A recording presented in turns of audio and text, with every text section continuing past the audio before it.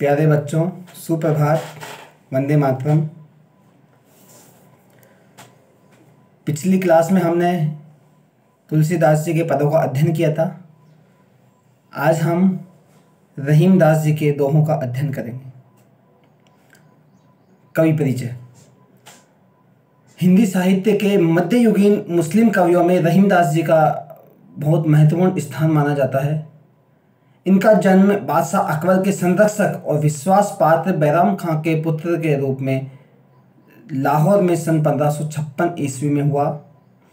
इनकी माता का नाम सुल्ताना बेगम था। बैराम खां की मृत्यु के बाद रहीम की शिक्षा दीक्षा का प्रबंध स्वयं अकबर ने किया। रहीम को राजनीति, वीरता, प्रसन्नता, सैन्य संचालन और दानशीलता आदि गुण हैं वे विरासत में प्राप्त हुए थे। ये शाही खानदान में मिर्जा खां की उपाधि से अलंकृत हुए तथा सेनापति, मिर्जा आदि पदों पर ये नियुक्त रहे। ये बड़े कला कुशल, भाषाविद और आश्रयदाता थे। दानवीर और काव्य प्रतिभा से संपन्न थे। रहीम मुसलमान होकर भी कृष्ण भक्त थे। इनकी रचनाओं में रहीम दोहावली, रहीम सस्सई, बरवे नायक नायिका भेद, मरनाष्टक और रास पंचाध्यायी, खेट कौतुक तथा संस्कृत काव्य आदि की गणना की जाती है। पाठ परिचय। रहीम के संकलित दोहों में उनके जीवन के अनुभवों की सहज अभिव्यक्ति हुई है, अर्थात उन्होंने जो अनुभव प्राप्त किए हैं उनको अपने दोहों में उनका वर्णन किया है। रहीम ने सत्संगति, मान मर्यादा का पालन, विपत्ति काल में सहयोग, सद्भाव, मनुष्य का आचरण, प्रेम व्यवहार में आत्मीयता, शत्रु मित्र से समान संबंध तथा नीति सम्मत शिक्षा आदि विषयों को लेकर अपने विचारों को अभिव्यक्ति दी है। रहीम ने उत्तम प्रकृति एवं मानवीय सत्प्रेरणा पर विशेष बल दिया तथा उदारता, दानशीलता तथा प्रेम भाव के निर्वाह पर विशेष बल दिया। इस प्रकार पाठ में संकलित दोहों में रहीम ने जीवन से संबंधित आदर्शों का वर्णन किया है। अब हम दोहे का सस्वर वाचन करेंगे और उसका भाव्य सौंदर्य और काव्य सौंदर्य ज्ञात करेंगे। अच्युत चरण तरंगिनी, अच्युत चरण तरंगिनी, शिव सिर मालती माल, हरि न बनाओ सुरसरी, की जो इंदव भाल, की जो इंदव भाल। अच्युत अर्थात भगवान विष्णु, चरण तरंगिनी अर्थात चरणों से निकलने वाली गंगा, मालनी माल अर्थात मालती की माला, सुरसरी यानी गंगा नदी, इंदव भाल यानी चंद्रमा है मस्तक पर जिसके अर्थात शिव भगवान। हम प्रसंग में लिखेंगे यह दोहा अब्दुल रहीम खान द्वारा रचित दोहावली से संकलित किया गया है। इसमें मंगलाचरण के रूप में गंगा के प्रति भक्तिभाव व्यक्त किया गया है तथा साथ ही इसमें गंगा की आस्था का और महिमा का भी वर्णन किया गया है। कवि रहीमदास जी कहते हैं कि अच्युत चरण तरंगिनी, शिव सिर मालती माल, अर्थात हे माँ गंगे, आप विष्णु भगवान के चरणों से निकलती है और शिव जी के सिर पर मालती के फूलों की माला की तरफ शोभित होती है। इसलिए हरि न बनाओ सुरसरी, की जो इंदव भाल। इसलिए वो भगवान से प्रार्थना करता है कि आप जब मेरी मुक्ति करो तो मुझे देवलोक में हरि मत बनाना, अपितु शिव बनाना, ताकि मैं आपको अपने सिर पर धारण कर सकूं। अर्थात गंगा है वो विष्णु जी के चरणों से बहती है और शिव के मस्तिष्क पर विराजमान होती है। तो रहीमदास जी ये कहना चाहते हैं कि जब भी आप मेरी मुक्ति करें तो मुझे देवलोक में विष्णु भगवान ने बनाकर मुझे शिव बनाना, ताकि मैं आपको सिर पर धारण कर सकूं। दूसरा दोहा। अमी पियावतुमान बिनु, अमी पियावतुमान बिनु, रही मन मोहि न सुहाय, मान सहित मरिबो भलो, जो बिस देह बुलाए, जो बिस देह बुलाए। अर्थात मान, इसमें मान सम्मान रखने की भावना का आदर करने के लिए कहा गया है कि जो हमारा मान सम्मान रखता है उसकी हमें आदर करना चाहिए। तो रहीमदास जी कहते हैं कि अम्मी पियावत मान बिनु रहीमन मोहि न सुहाय, अर्थात कोई मुझे यदि मान सम्मान के बिना अमृत भी पिलाएगा तो मुझे अच्छा नहीं लगेगा। और मान सही तो मरिबो भलो, जो विष देई बुलाए, और यदि कोई मुझे सम्मान के साथ बुलाकर विष भी देगा तो मुझे ससम्मान उसे ग्रहण करूँगा, उसे पाकर मरना पसंद करूँगा।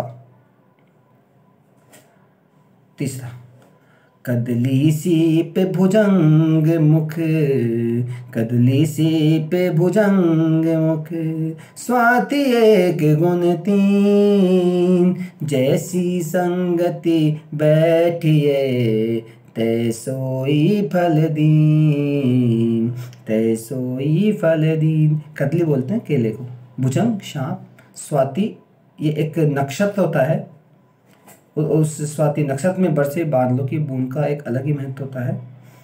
तैसोई वैसाई, इस दोहे के द्वारा रहीमदास जी ने ये समझाने का प्रयत्न किया है कि मनुष्य को सोच समझ के संगति करनी चाहिए।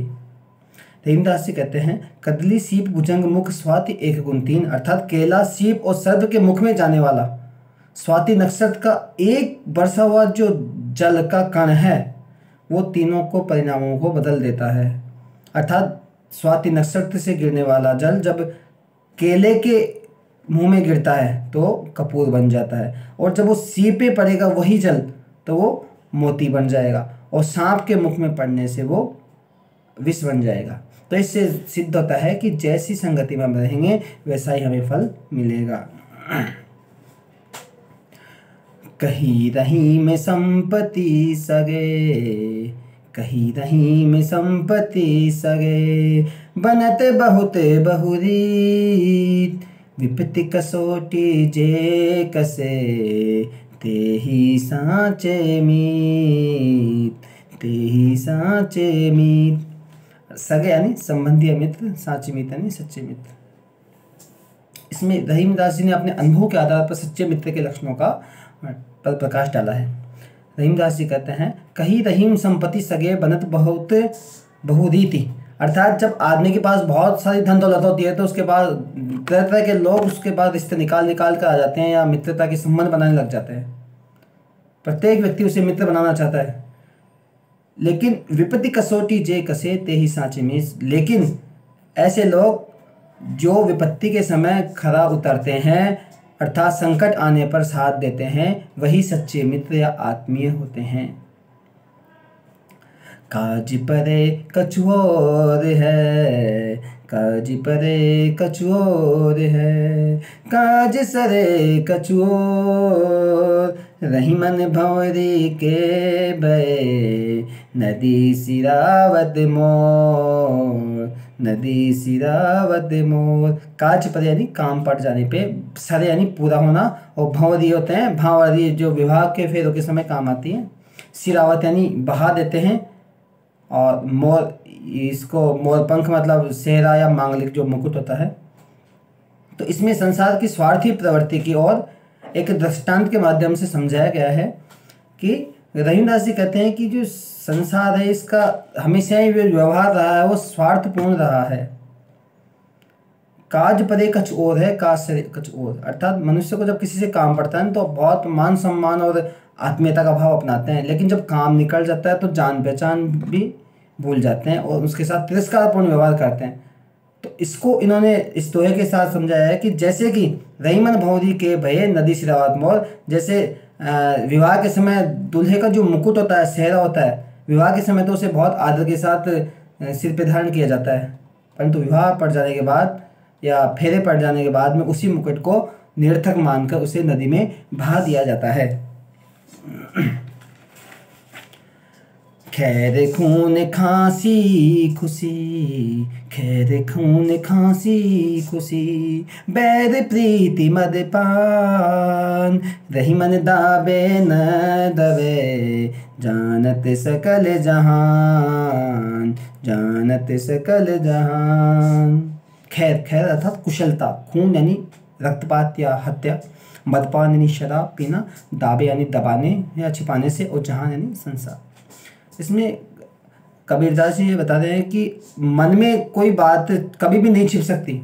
हम किसी बात को लाख छुपाने की कोशिश करें लेकिन वो किसी न किसी माध्यम से बाहर निकल जाती है। फिर ये उदाहरण के माध्यम से समझा रहे हैं कि खैर खून खांसी खुशी यानी कुशलता, एक मतलब खैरियत, और रक्तपात, खांसी, प्रसन्नता, बैर, प्रेम और शराब पीना, ये सारी बातें ऐसी है कि रहीमन दाबे न दबे, जानी सकल सजान, कि लाख कोशिश करने पर भी छिपाई नहीं जा सकती।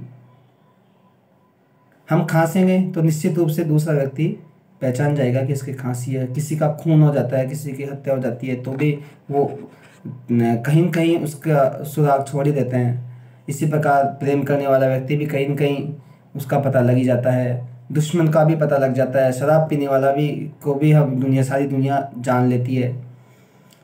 तो इस प्रकार ये कुछ चीज़ें ऐसी होती है जो अंतर्मन में छिपाए हुए नहीं छिप सकती। जो रहीम उत्तम प्रकृति का करी सकत कुसंग, चंदन विष व्यापत नहीं, लिपट रहत भुजंग, लपटे रहत भुजंग। इसमें श्रेष्ठ लोगों के उत्तम स्वभाव का महत्व बताया है। कवि रहीमदास जी कहते हैं कि जो रहीम उत्तम प्रकृति का करी सकत कुसंग, की जो उत्तम स्वभाव के व्यक्ति होते हैं उन पर कुसंगति का कोई प्रभाव नहीं पड़ता है। कुसंग उनका कर ही क्या सकता है। जैसे कि फिर इसको दृष्टांत के माध्यम से समझा रहे हैं कि चंदन विष व्यापत नहीं, लपटे रहत भुजंग, अर्थात जिस प्रकार की चंदन का जो वृक्ष होता है उसमें सांप लिपटे हुए रहते हैं लेकिन फिर भी उन सांपों के विष का उस चंदन के वृक्ष पे कोई असर नहीं पड़ता। इसमें दृष्टांत अलंकार का इसमें प्रयोग किया गया है। जो रहीम गति दीप की, कुल कपूत गति सोय, बारे उजियारो करे, बड़े अंधेरो होय, बड़े अंधेरो होय। गति यानी दशा, बारे यानी जलाने पर, बढ़े यानी बड़ा होने, बढ़ाए जाने या बुझाए जाने पर। तो इसमें कुपुत्र के संबंध में उसके स्वभाव का उल्लेख किया गया है। रहीमदास जी कहते हैं कि जो रहीम गति दीप की, कुल कपूत गति होए, कि दीपक और कुल के कुपुत्र की स्थिति दोनों की एक होती है। क्योंकि दीपक होता है वो बारे उजियारो करे, बड़े अंधेरो होए। दीपक क्या है, जलाए जाने पे तो प्रकाश करता है, परंतु जैसे जैसे वो उसकी लौ बढ़ती है तो अंत में वो क्या होता है, कालिक के कारण वो अंधेरा करता है। लौ बड़ी होएगी और बाद में बुझ जाएगी और उससे चारों ओर काली काली हो जाएगी। इसी प्रकार जब कुपुत्र घर में जन्म लेता है तो खुशियां तो छा जाती है, लेकिन जो जो बड़ा होता है और अपना दुराचरण करने लगता है तो चारों ओर निराशा रूपी अंधकार छा जाता है। अर्थात पुत्र के जन्म पर माता पिता प्रसन्न होते हैं, लेकिन बड़ा होने पर जब वही पुत्र बुरे कार्य करता है तो माता पिता को बहुत निराशा होती है। इसमें श्लेष अलंकार है बारे व बड़े में, और कुल कुपुत्र के लिए दीपक का उदाहरण है दिया गया है, रूपक अलंकार है। रहीमन ओछे नरन सो, रहीमन ओछे नरन सो, बैर भलो ना प्रीत, काटे चाटे स्वान के, दो भांति विपरीत, दो भांति विपरीत। इसमें नीच लोगों से सावधान रहने का संदेश व्यक्त किया है। रहीमदास जी कहते हैं कि रहीमन ओछे नरन सो, बैर भलो ना प्रीत, की जो नीच व्यक्ति होते हैं उनसे न तो हमें विरोध, उनका बैर करना चाहिए, उनसे विरोध करना चाहिए, और न ही उनसे प्रेम व्यवहार रखना चाहिए। जैसे कि फिर ये दृष्टांत के माध्यम से समझा रहे हैं कि काटे चाटे श्वान के दो भांति विपरीत, कि जैसे कुत्ते को दुत्कारते हैं तो काटने आता है और प्रेम करो तो चाटता है। तो दोनों ही परिस्थितियों में, दोनों ही दशाओं में वो कष्टकारी व्यवहार करता है। रही मन धागा प्रेम का, रही मन धागा प्रेम का, मत तोड़ो चटकाए, टूटे से फिर ना जुड़े, जुड़े गांठ पर जाए, जुड़े गांठ पर जाए। इसमें प्रेम के व्यवहार के निर्वहन में सावधानी बरतने के लिए कहा गया है। रहीमदास जी कहते हैं कि रही मन धागा प्रेम का, मत तोड़ो चटकाए, कि रही कि जो प्रेम रूपी धागा है, प्रेम का बंधन होता है, बहुत नाजुक होता है और थोड़ी सी सावधानी से ये चटक कर टूट सकता है। और टूटे से फिर ना जुड़े, जुड़े गांठ पड़ जाए। और यदि एक बार टूट जाएगा तो जुड़ता नहीं है, यदि उसको जोड़ने की हम कोशिश भी करेंगे तो उसमें बीच में गांठ पड़ जाएगी, उसमें बीच मलिनता रूपी गांठ बीच में पड़ जाती है। अतः हमेशा प्रेम व्यवहार करने में हमें सावधानी बरतनी चाहिए। रही मन पानी राखिए, रही मन पानी राखिए, बिन पानी सब सून, पानी गए न उबरे, मोती मानस चून, मोती मानस चून। यहाँ पानी के 3 अर्थ बताए गए हैं, चमक, प्रतिष्ठा और जल। इसमें श्लेष अलंकार है। इसमें मनुष्य को अपनी प्रतिष्ठा बनाए रखने का संदेश दिया है। रहीमदास जी कहते हैं कि रहीमन पानी राखिए, बिन पानी सू, यानी व्यक्ति को अपनी प्रतिष्ठा या इज्जत का पूरा ध्यान रखना चाहिए, क्योंकि मान प्रतिष्ठा के अभाव में मनुष्य का जीवन पशु तुल्य है, वो मृत के बराबर है, मृत समान है। इज्जत पर आँच आने से ही, आँच न आने से ही जो जीवन है वो सुखमय लगता है। इसी प्रकार पानी, पानी गए न उबरे, मोती मानस चून, अर्थात पानी अर्थात चमक के अभाव में मोती मूल्यहीन हो जाता है। और इसी प्रकार पानी के अभाव में चूना अपनी उज्ज्वलता खो देता है। अब यहाँ चूने का अर्थ इसको 2 अर्थ लगाए गए हैं। एक तो राजस्थानी भाषा में जो चून होता है उसको आटा भी बोलते हैं, तो यदि बिना पानी के हम आटे को नहीं गूंथ सकते हैं, तो एक ये भी इसमें अर्थ बनता है कि पानी के बिना आटा किसी काम का नहीं रहता है। दूसरा अर्थ हम चूने से भी ले सकते हैं कि चूना, बिना पानी के चूने में उज्ज्वलता या सक्रियता नहीं आती। प्रीतम छवि नैनन बसी, प्रीतम छवि नैनन बसी, पर छवि कहाँ समाए, भरी सराय रहीम लखे, पथिक आप फिर जाए, पथिक आप फिर जाए। प्रीतम यानी प्रिय व्यक्ति, छवि यानी शोभा या सुंदर, और पर छवि यानी दूसरे व्यक्ति की छवि, सराय यानी धर्मशाला अर्थात एक विश्राम घर एक तरीके से। तो इसमें लौकिक रूप में तो प्रेम भाव का और आध्यात्मिक रूप में आराध्य भक्ति का सुंदर निरूपण किया गया है। मतलब इस दोहे के 2 अर्थ निकल रहे हैं। पहला अर्थ तो लौकिक और दूसरा अर्थ पारलौकिक। प्रीतम छवि नैनन बसी, पर छवि कहाँ समाये। रहीमदास जी कहते हैं कि नेत्रों में प्रेमी या प्रेमिका की छवि बसी हो तो उसमें किसी दूसरे व्यक्ति के लिए स्थान नहीं होता, क्योंकि मन तो एक ही है और उसमें एक ही छवि समा सकती है। पर छवि कहाँ समाये, दूसरी छवि कहाँ समा सकती है। जैसे कि भरी सराय रहीम रखी, पथिक आप फिर जाए। जैसे कि जब धर्मशाला पथिकों से भर जाती है, राहगीरों से या यात्रियों से भर जाती है और उसमें स्थान शेष न रहने पर जो नया पथिक होता है उसे उन्हें लौटना पड़ता है। दूसरा इसका अर्थ निकल रहा है कि जिस हृदय में परमात्मा अपने आराध्य बसे हुए हैं उसमें दूसरे सांसारिक व्यक्तियों स्थान नहीं पा सकता। अतः एक आराध्य की छवि से हमें प्रेम करना चाहिए ताकि हमारी अन्य से आसक्ति समाप्त हो जाए। इस प्रकार से एक तो लौकिक उदाहरण में तो प्रेमी और प्रियतम का बताया गया है और दूसरा में इसमें आत्मा और परमात्मा का बताया गया है। यो रहीम जस होत है, यो रहीम जस होत है, उपकारी के संग बाँटन वारे के लगे, जो मेहंदी को रंग, जो मेहंदी को रंग। जस यानी यश, उपकारी यानी उपकार करने वाला और बांटने वाला यानी पीसने वाला। इसमें बताया गया कि परोपकारी व्यक्ति के साथ रहना भी लाभदायक होता है और इसको फिर उदाहरण अलंकार के द्वारा समझाया गया है कि यों रहीम जस होत है उपकारी के संग। कवि कहता है कि परोपकारी व्यक्ति के साथ रहने से ही यश में वृद्धि होती है, यश मिलता है। जैसे कि बांटन वाले के लगे जो मेहंदी को रंग, जैसे मेहंदी को जो पीसने वाला होता है उसके हाथों में उसका रंग लग ही जाता है। अर्थात अच्छी संगति का ऐसा ही परिणाम होता है।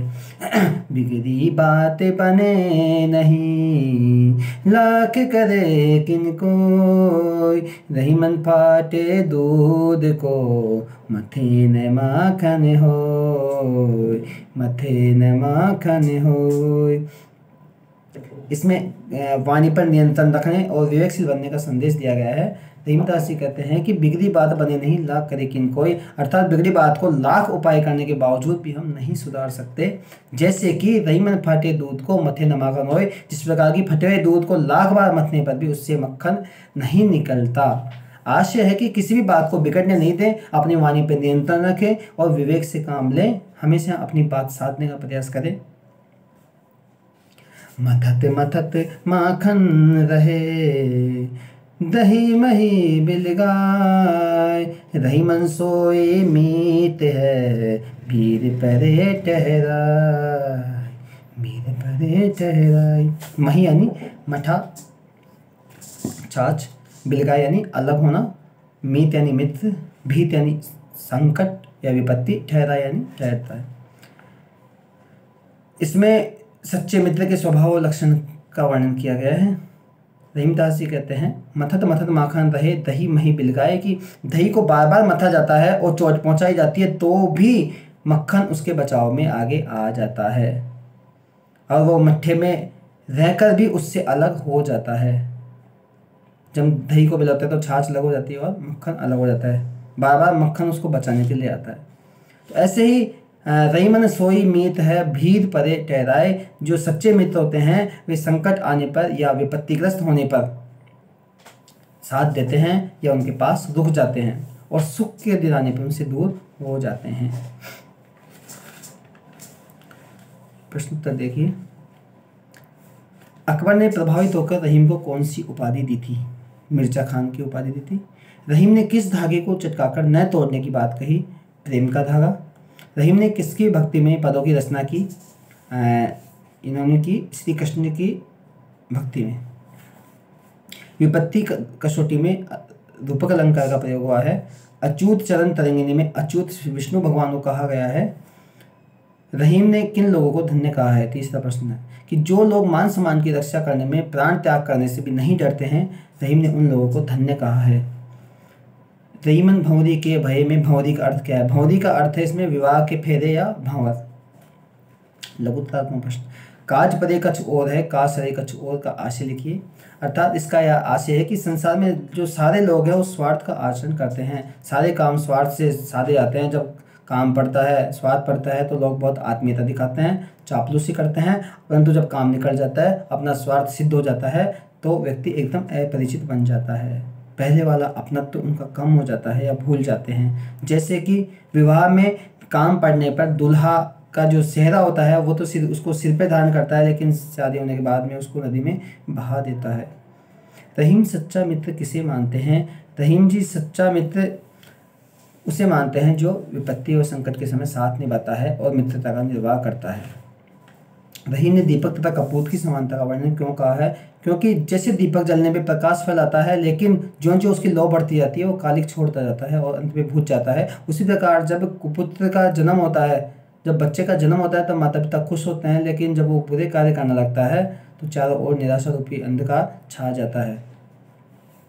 इसलिए दीपक और कपूत की समता का वर्णन किया गया। रहीमन पानी राखिए में पानी में कौन सा अलंकार है? इसमें पानी में श्लिष्ट अलंकार है। श्लिष्ट अलंकार मतलब श्लिष्ट यानी श्लेष अलंकार है।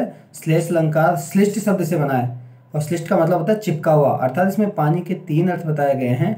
इसमें पानी का अर्थ चमक से भी है, मोती के संदर्भ में, और आटे के संदर्भ में पानी से है, और मनुष्य के संदर्भ में प्रतिष्ठा या सम्मान से है। निबंधात्मक प्रश्न देखिए। रहीम के काव्य की भाषागत विशेषताएं बताइए। तो भाषागत विशेषताओं में हम लिख सकते हैं कि इनकी भाषा जैसे खड़ी बोली, संस्कृत, फारसी आदि भाषाओं, ब्रज, अवधी आदि भाषाओं का प्रयोग किया है। दोहों में दोहे, सोरठे में इन्होंने अवधी भाषा का प्रयोग किया है। कवित्व सवैयों में ब्रज भाषा का प्रयोग किया है और श्लोकों में संस्कृत भाषा का प्रयोग किया है। इसी प्रकार प्रसादमयी भाषा यानी इनकी जो शब्द योजना है वो बिल्कुल सरल है, स्वाभाविक है, मार्मिक है। भाषा सौष्ठव में लिख सकते हैं हम। इन्होंने अपने दोहों में या पदों में लोकोक्तियाँ और मुहावरों का प्रयोग किया है और अनुप्रास और दृष्टांत अलंकार का बहुत ज़्यादा प्रयोग किया है। कदली सीप भुजंग मुख स्वाति 1 गुण 3 को विस्तारपूर्वक समझाइए। तो रहीम ने अभी जैसे कि व्याख्या में बताया था मैंने आपको कि रहीमदास जी ने अच्छी और बुरी संगति को लेकर कहा है कि व्यक्ति जैसी संगति करता है वैसा ही बन जाता है। जैसा कि स्वाति नक्षत्र में गिरने वाली बादलों की एक बूंद है, जब केले के मुख में गिरती है तो कपूर बन जाती है, और मनुष्य सर्प के मुंह में गिरती है तो विष बन जाती है। और वही जलकण जब उसमें मोती में गिरता है तो वो सीप में गिरता है तो मोती बन जाता है। ये आपके प्रश्नोत्तर हो गए। और रहीम के व्यक्तित्व कर्तृत्व जो मैंने शुरू में आपको बता ही दिया था उनके व्यक्तित्व के बारे में, और कुछ रचनाएं हैं जो बताई थी मैंने। उनकी दोहावली है, रहीम दोहावली, रहीम सस्सई, बरवेनाई का भेद, मदनाष्टक, दास पंचाध्यायी, नगर शोभा आदि कुछ इनकी कविताएं हैं। और व्यक्तित्व में इनके पाठ परिचय में से इनका वो काव्य परिचय दे रखा है, उसमें इनके माता पिता का नाम और इनकी जो शिक्षा आदि हम उसमें से कर लेंगे। अगला प्रश्न है चौथा, रहीम दुष्ट लोगों से मित्रता और स्वभाव शत्रुता क्यों नहीं रखना चाहते हैं? रहीम ने दुष्ट लोगों की तुलना कुत्ते से की है, जो कभी काटने के लिए झपटता है तो कभी मुंह चाटने की कोशिश करता है, और दोनों ही कंडीशन में हमें नुकसान होता है। इसलिए दुष्ट व्यक्ति से न तो हमें मित्रता रखनी चाहिए न हमें शत्रुता रखनी चाहिए। धन्यवाद।